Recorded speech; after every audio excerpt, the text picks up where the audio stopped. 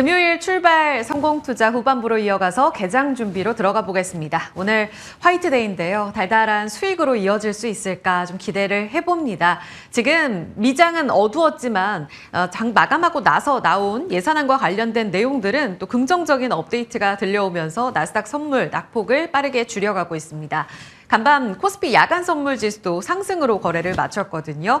최근 계속해서 나타나고 있는 한미 디커플링의 움직임 속에 우리 시장에서의 반등을 기대할 수 있을지 오늘 기대해 보도록 하고요. 세 가지 주요 포인트로 오늘장 대비해 보겠습니다.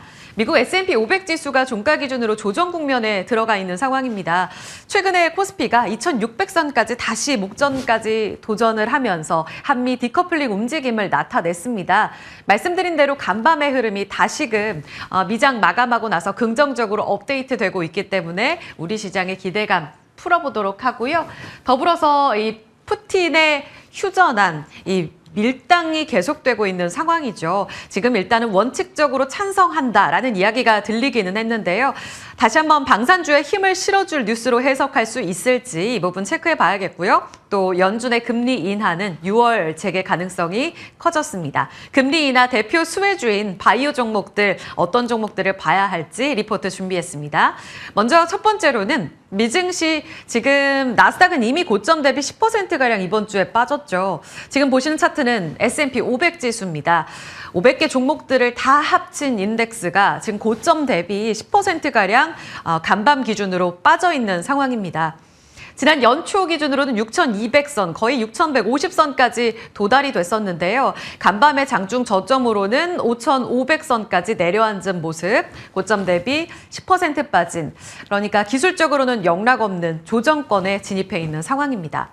약세장 진입이냐 여러 가지로 이야기가 많죠. 기술적인 부담감을 안고 있는 상황에서 기술주들 중심으로 해서 간밤에도 역시나 빠지는 모습이 확인됐고요. 악재성 재료로는 옆에 파란색으로 칸에 표시를 뒀습니다. 관세 전쟁 계속됐고요. 그리고 경기 침체 우려감도 반영되고 있습니다. 더불어서 푸틴이 휴전안을 두고 밀당하는 모습까지 이제 다시 한번 좀 불확실성이 커진 움직임 속에 뉴스는 긍정적으로 투심에 작용되지 못했습니다. 더불어 예산안 도 14일에 이제 셧다운 우려감이 있었는데요. 이 부분은 말씀드린 대로 일단 민주당 쪽에서 크게 저지하지 않을 것이다라는 내용들이 미장 마감하고 나서 반영이 되고 있는 상황입니다.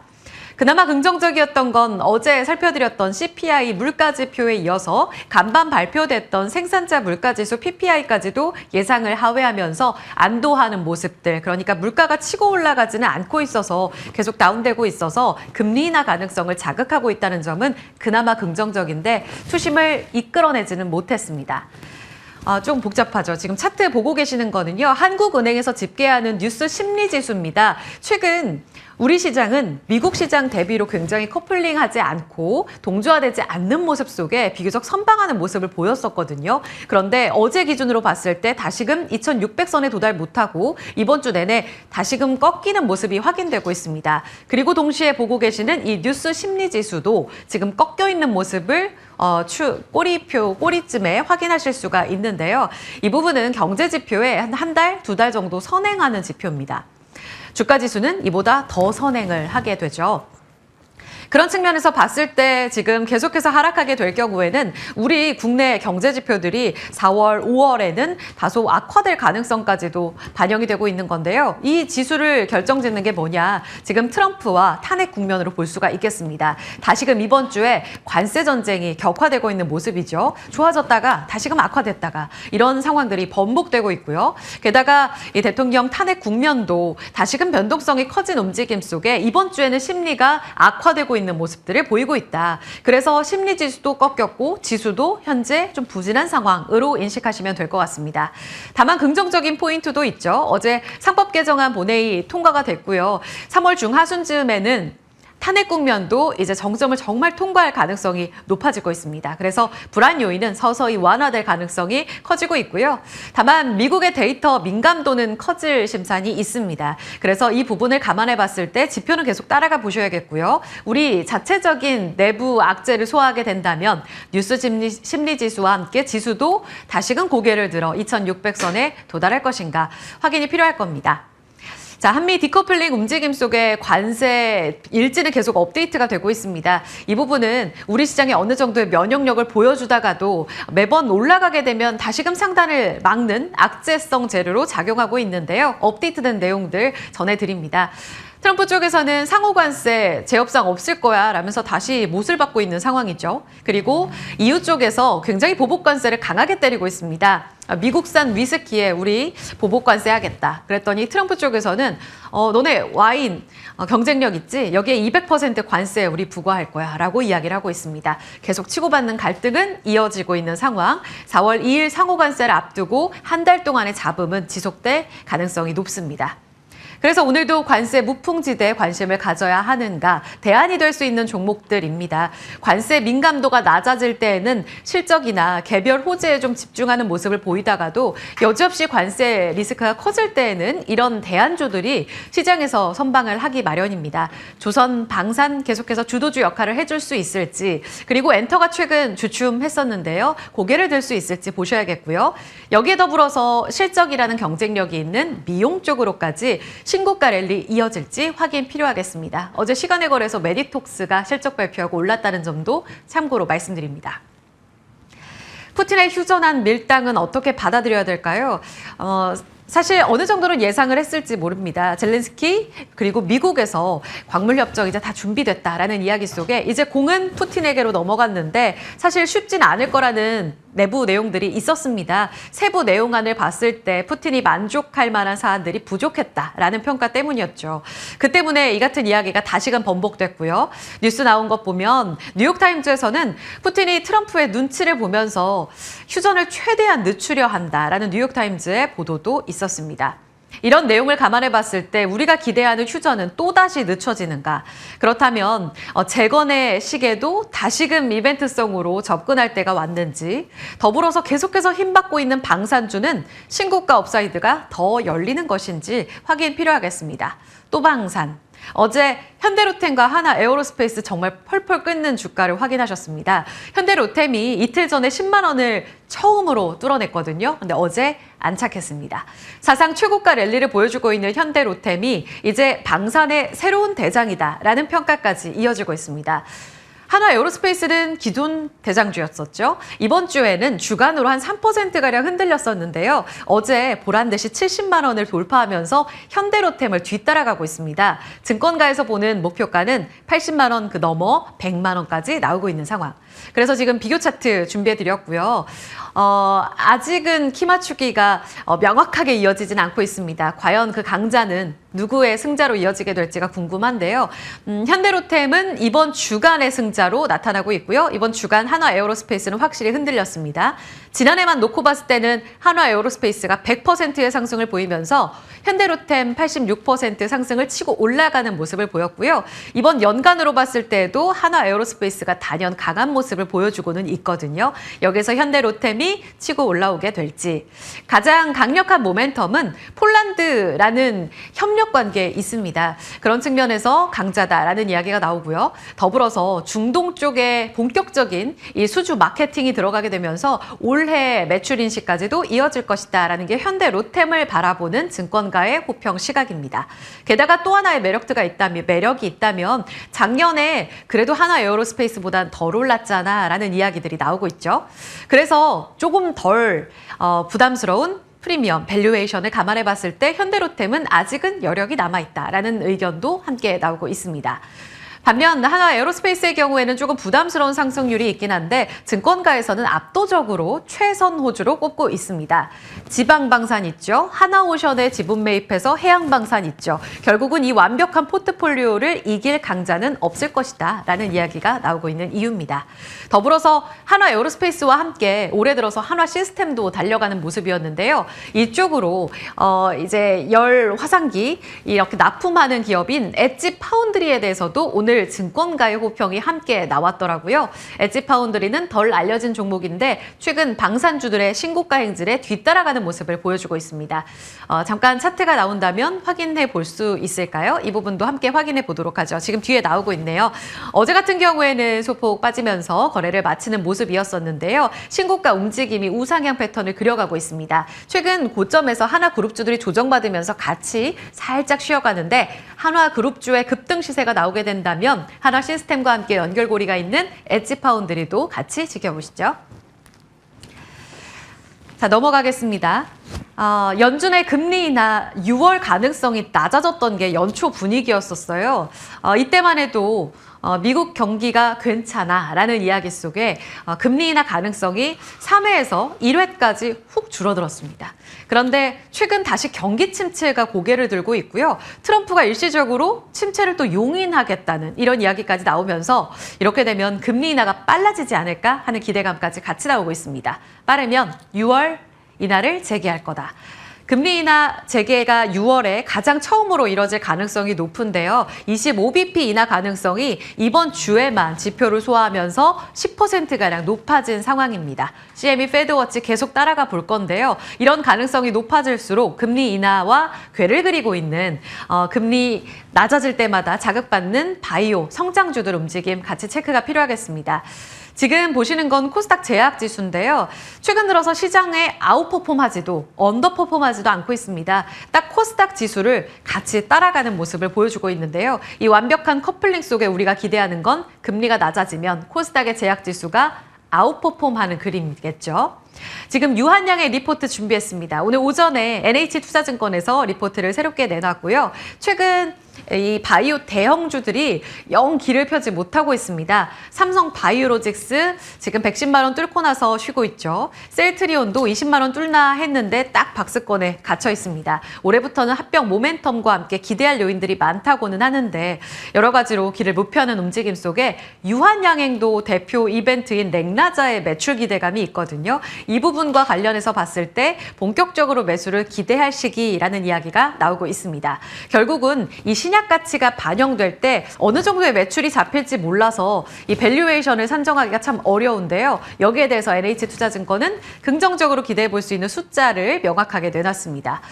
2027년부터 이 렉나자의 신약 가치가 반영되면서 4,740억 원 마일스톤 포함입니다. 영업이 고성장이 가능하다라는 이야기를 내놨고요.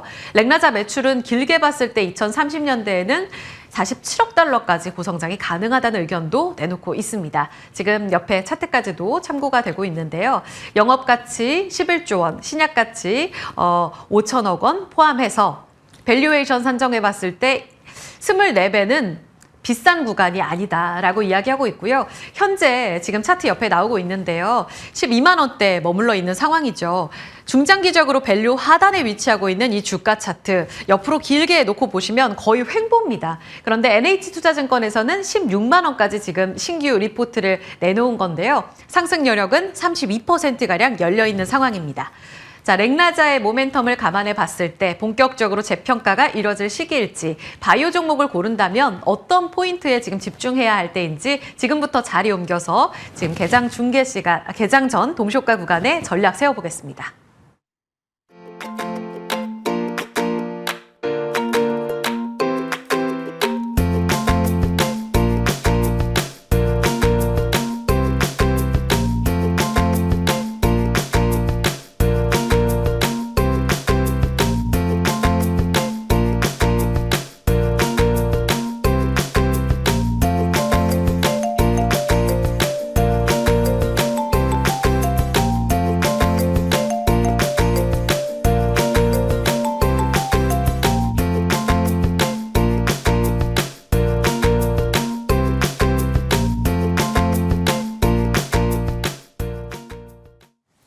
자, 금요일 시장 대비하겠습니다. 두 분과 함께 할게요. 김태성 ISF 본부장, 정태근 미르경제연구소 이사입니다. 어서 오세요.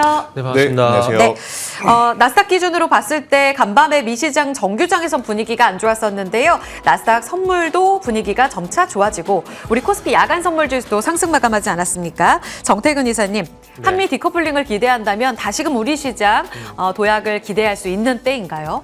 아니, 그건 걱정하지 마세요. 그냥 단언컨대 걱정하지 마세요. 단언컨대. 네.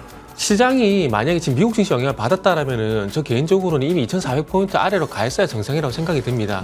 물론 미국 증시 영향을 받아서 하락 출발하는 건 어쩔 수가 없어요. 없는데 최근에 시장을 보시면 아시겠지만 지금 화면에도 나오고 있지만 시장이 잘 버팁니다. 잘 버텨요. 결과론적으로 봤을 때 잘 버텨요. 네. 미국 시장하고 우리나라 시장이 2월 21일부터 빠지기 시작했거든요. 네. 근데 우리나라 증시는 2월 28일 날 급락으로 추가 하락이 제한이 되고 있습니다. 근데 그 원인이 시장 성격에서 좀 찾아야 될 것 같아요. 무슨 얘기냐면은 제가 초반에 미국 시장과 동반해서 하락을 했다라면 이미 2,400포인트 아래로 가 있어야 정상이라고 말씀드렸는데 네. 지금은 지수 대형주 장세가 아니에요. 그러니까 소위 말하는 삼성전자, LG에너솔루션 이런 대형주들이 이끄는 시장이 아니거든요. 만약에 그네들이 이끄는 시장이었다라면은 아마 2,400 아래 가 있을 거예요. 그런데 지금은 누가 보더라도 종목 장세거든요. 네. 그렇기 때문에 미국 증시로 인해서 뭐 장초반 뭐 시가는 조정을 받는다고 하더라도 지금 어쨌든 종목 장세가 지속이 되면서 종목들이 지수를 방어하고 있기 때문에 너무 큰 걱정은 하시지 마시라는 말씀 드리고 싶네요. 든든하네요. 종목은 잠시 후에 받아보겠습니다. 그러면 대장은 계속 강한가? 사실 조선방산의 이번 주에 변동성이 꽤 큰데요. 어제 방산이 뜨거웠고 간밤 라인메탈 또 신고가였거든요. 그런데 지금 동시효과 구간에서는 한화에어로 현대로템 쉬어갑니다. 오늘도 강할 수 있을까요? 뒷심 발휘? 저는 앞으로는 보수적으로 좀 보셔야 된다. 그러니까 일정 부분 수익을 챙길 수 있는 분들은 수익을 챙기시는 게 맞지 않겠나 싶은 게 네. 일단 12일 날 방산주들이 사실 많이 좀 힘들었죠. 그런데 13일은 어제 같은 경우에는 그제의 하락분을 모두 되돌리는 혹은 그 이상의 퍼포먼스를 내는 기업도 많았는데 그 이유를 살펴보면 ETF 쪽에 대한 리밸런싱 수급에 대한 변동성 때문에 저는 그제는 좀 약했고 어제는 다시 담는 과정 속에서 이제 강세였었기에 이러한 흐름들의 연속성은 다시 나오기에는 조금은 어렵지 않겠는가라는 생각이 들어요. 유럽의 방위비, 독일에서 이제 방위비가 이제 가장 큰 화두로 지금 떠오르고 있죠. 네. 근데 이들의 1차원적인 표면적인 수혜는 당연히 자국 내 기업들이 먼저 받을 가능성이 높고 물론 이제 우리나라 기업의 강점은 아무래도 이제 납기를 잘 지킬 수 있다라는 것, 또 가격적인 메리트가 있다라는 것이긴 한데 이 부분도 사실은 우리가 행복회로 희망회로를 돌린 가설일 뿐이지 정말로 그 수혜를 받아내는지 여부는 폴란드 그 이외에 추가적인 어떤 계약 성사에 좀 달려있지 않겠나라는 생각이 들어서 네. 신규 수주 이야기가 나오기 전까지는 조금은 보수적으로 바라보신 게 맞지 않겠는가라는 의견 드려보도록 하겠습니다. 실시간 채팅에서도 방산 관심 많으시네요. 지금 라면 인생님도 파워팩 만드는 회사 S&T 이 그룹 봐야 되나요? 이런 이야기도 하셨어요. S&T 다이내믹스는 또 우리 정태근 이사님의 종목이기도 하잖아요. 혹시 방산에 대해서 지금 조금 신중하게 보자 하셨는데 다른 의견 갖고 계세요? 근데 지금 부담스러운 건 사실이에요. 뭐 모든 전문가는 아니겠지만은 이건 사실이거든요. 그런데 주가 가니까 따라가는 것뿐인 거죠. 그렇기 때문에 지금은 조선처럼 조정을 받아도 이상하지 않다고 봅니다. 그러나 지금 방산 같은 경우는 아시겠지만 유럽 쪽의 이슈가 계속해서 나오는 상황들이기 때문에 그런 것들이 종목들의 주가를 계속 받치고 있다라고 보시면 될 것 같습니다. 그럼 지금 팔지 말아요, S&T 다이내믹스? 가지고 계신 분은 아직 팔 이유는 없죠. 네. 좋습니다. 홀딩 의견 참고해 주시고요. 다음으로 바이오가 이제 금리 인하 기대감이 커지고 있는데 정말 주인공 될 수 있을지 코오롱 티슈진, 신라젠 어제 시간의 거래서 또 오르면서 최근 나쁘지 않은 흐름입니다. 혹시 보고 계신 종목 있으시다면요, 이사님? 파미셀하고 대화제약 정도는 보고 있거든요. 물론 코오롱 티슈진과 코오롱 그룹주가 잘 가고 있긴 하지만 대화제약. 일단은 위치적으로 조금 부담스러운 건 사실인 것 같아요. 그래서 바이오 같은 경우는 결론부터 먼저 말씀을 드리면 일단은 개별 종목으로 보십시오. 그러니까 바이오 내에서 이슈로 해서 가는 종목들이 있다라면은 방금 말씀을 드린 대로 파미셀이라든지 뭐 대화제약 같은 종목들 쪽으로 제한식에서 보는 게 맞지. 작년 7월달 같은 장세처럼 그렇게 대응하시면은 좀 무리가 있지 않을까 생각이 듭니다. 그리고 금리 인하 글쎄요. 일단은 관세의 영향부터 좀 해소를 먼저 해야 되지 않을까라고 생각이 들거든요. 왜냐하면 바이오 쪽에서 어떤 뭐 제재를 하는지 규제를 하는지에 대한 내용이 명확하게 나온 게 없잖아요. 그런 상황들 속에서 금리 인하가 진행이 된다고 하더라도 아마 반영이 될까라는 그런 생각이 들어서 관세를 좀 먼저 보셨으면 좋겠어요. 파미셀은 또 이제 CCL 우리 김태성 본부장님의 종목이기도 했었어요. 이전에 엔비디아 연결고리도 있어서 레진 이쪽으로 보자 하셨는데 두 분 의견이 또 겹치네요. 파미셀, 대화제약. 기억하겠습니다. 대화제약은 지금 동시호가 구간에서 또 추가 상승 예상되고 있습니다. 자, 두 분의 종목으로 지금 오늘장 대비를 좀 해볼까요? 김태성 본부장님이 카카오 주셨는데 네. 어제 뉴스가 있었고 증권가 호평도 나오더라고요. 네. 달라지는 시각의 핵심이 뭐예요? 일단 카카오와 다음에 일단 분리되는 부분, 그리고 이제 오너 리스크에 대한 해소 차원적인 측면을 고려를 해보면 지금의 카카오는 물론 이제 한참 잘 나갔을 때의 가격까지는 절대 불가합니다. 왜냐하면 그때와 지금은 결국 이제 분사된 기업의 차이가 워낙 크기 때문에 예. 하지만 현재 기준가로 보면 저는 기술적으로는 충분히 55,000원 그 이상은 바라볼 수 있지 않겠는가라는 생각이 들어요. 우리가 카카오에 대한 이미지가 안 좋아서 그렇지 분기별 실적은 양호한 상황이었거든요. 그래서 최근 흐름 중에 4만 원이라는 가격대 밑으로 내려오게 되면 다시 시간이 좀 필요하기에 손절 라인은 4만 원으로 잡아드리는데 여기서 올라가게 된다면 저는 55,000원까지는 충분히 가능하지 않겠는가라는 의견 한번 드려보도록 하겠고 네. 가장 고민은 아마 13만 원, 14만 원, 15만 원에 이제 가지고 계실 분들이실 것 같은데 그쵸. 일단 추가 매수할 만한 뉴스는 아직은 아니다라는 관점에서 보면 우선은 장기 어떻게 보면 물려 계신 분들은 추가 매수하기에는 재료가 조금 아직은 약하기 때문에 조금은 더 지켜보시고요. 추가 매수할 만한 모멘텀들이 생기면 제가 다시 한번 네. 말씀드려보도록 하겠습니다. 카카오 시각이 조금은 달라졌지만 장기 추세를 논할 때는 아니다. 단기적으로 볼 수 있는 기대는 55,000원. 토마토 시스템은 정태근 이사의 오늘 공략주입니다. 어떤 네. 포인트로 볼까요? 일단은 미국 시장에서 이제 계속 사업을 확대를 하고 있다는 것 키포인트로 보시면 될 것 같아요. 잘 아시겠지만 토마토 시스템 같은 경우는 미국 현지 법인인 사이버 MD케어라는 회사가 있는데 이 회사를 통해서 보험사라든지 병원이라든지 양육센터라든지 쪽을 통해서 계속 영역을 확장하고 있거든요. 예. 보험사 같은 경우는 챔피언 헬스플랜 이런 회사들과 또 사업을 계속 진행하고 있고요. 그리고 어제 같은 경우도 잘 아시겠지만 시니어층 대상으로 해서 또 원격 의뢰가 있는 상황들입니다. 그래서 어쨌든 결론은 저도 말씀을 드린 대로 미국에서 어떤 사업을 계속해서 확장하고 있다는 부분들이 일단 이 회사의 매수 포인트, 매력 포인트로 보시면 될 것 같고요. 그리고 최근에 이런 것도 있더라고요. 필요사, AI 이 회사 지분 투자하고 있는 부분들도 좀 부각이 되고 있는데 그것뿐만 아니라 XR 기반 AI 디지털 헬스케어 솔루션 회사인 티온 요까지 인수를 하게 되면서 사이버 MD 케어 이쪽 회사 이제 사업을 계속 확장해 나가는 거 이게 매력인 것 같습니다. 가격 전략만 말씀을 드리면 매수가는 6,650원 이하 그리고 목표가는 7,600원, 손절가는 6,200원 제시하도록 하겠습니다.